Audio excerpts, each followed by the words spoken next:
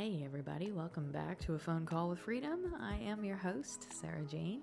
Thanks for showing up in my corner of the world where we talk the universe. Today I wanted to talk about when something from the past resurfaces, the reason why it might trigger you. I've recently dealt with in my own life and also spoken with some other people who are dealing with similar things where the past is just kind of creeping up, and sometimes there's some emotions that come with that.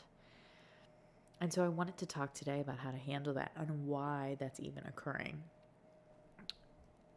I've spent the last 7 years studying energy and the energy field and everything that comes in and out of your energy field and your reality and what it represents to you.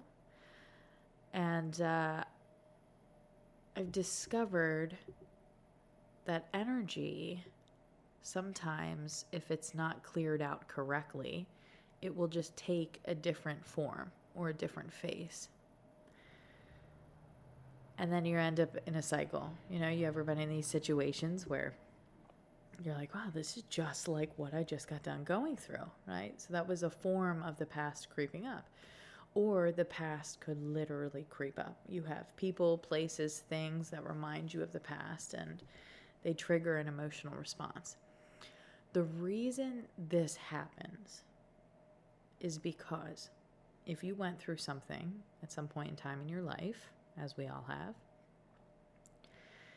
and when you went through that particular situation, maybe that was really hard, very difficult for you. In that moment, when you're going through those experiences, that chapter,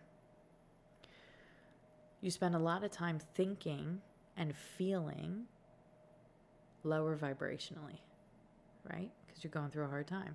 It's damn near impossible not to think lower vibrations, right? Not to feel sad when you're going through a hard time.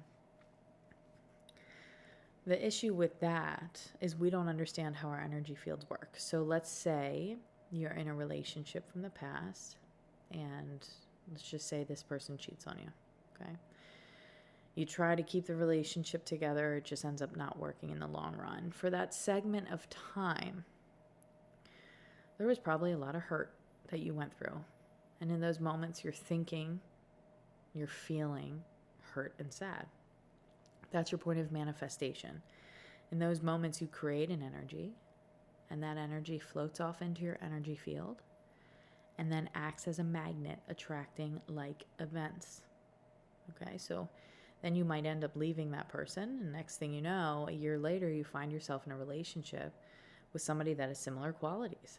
And you're like, what the fuck is this? Okay, it's because those energies are in your field. They're in your field because when you went through that event, you created it through your thought and feeling. If you don't know how to properly process the energy and how to properly clean your energy field, then those energies are going to bounce around in your field, attracting like experiences until you clean the energy up. Everything that we experience is a matter of our energy field. It's reflective of the energy that resides in our field. Okay? A lot of times when we go through things, the situation is too fresh to process fully. We're just trying to survive that moment. Right? We're just trying to get out of that situation. We're just doing the best we can. It's very difficult to actually process those emotions when you're going through it. You're just trying to get to the next day. Down the road, after you get through everything, you learn from it, you grow from it, you become a different person. No matter how subtle, you become another person because of that situation. Hopefully a better person, but it depends. Down the road, now you're a new person. And when the higher self feels that you're capable of clearing out old energy, what will happen is it will trigger something up. So it will be a matter of you seeing that person, or you hearing about that person, or you bumping into that person or that place or that thing or whatever it is that you have that emotional attachment to. Somehow it's going to make itself known. It's going to pop up in your reality. And when it does, there's a good chance your higher self is opening the opportunity, because there's just still some energy from when that event occurred. You can process it now because you're further along. You're in a more elevated perspective. You've done enough healing on the situation and within yourself that now you're capable of looking back and actually truly detaching, forgiving, picking a perspective that works for you, closing the door to that chapter. You couldn't do that right then. You can't do it right when you get over the hump. I mean, it's still fresh. Give me a few days, right? Let me figure myself out here and get detached from the situation. Eventually, the higher self is going to make you go back emotionally so that you can clear the energy. So I just wanted to point that out, because there are a lot of times where things come up from the past and you might think, oh no, I don't want to go there. Don't do that. My advice is not to do that. Now, of course, hold boundaries for yourself. You don't have to go back into the past. You certainly don't have to talk to anybody in the past. This is a very personal process that I'm talking about here. But when you feel emotions triggered within you because of something that triggered that emotional response, that's the higher self saying, hey, you're mature enough to be able to go back and process this now. Really close this door. Okay? You're finally at a spot where you can do that because you're healed enough to do that. It is an indicator of your expansion and your growth. Okay? I just wanted everybody to keep that in mind, because a lot of us right now are in the middle of these intense healing processes, and sometimes things from the past come up and it's like, well, how do we handle it? I don't want to go back there. I don't want to be a part of it. But it's nagging me. What is that? And I think to be aware of how the energy field works, to be aware of how energy works, is extremely important, because it's going to dictate how you navigate the situation you're in, for sure. The more you understand about your energy field and how it works, the better you can navigate.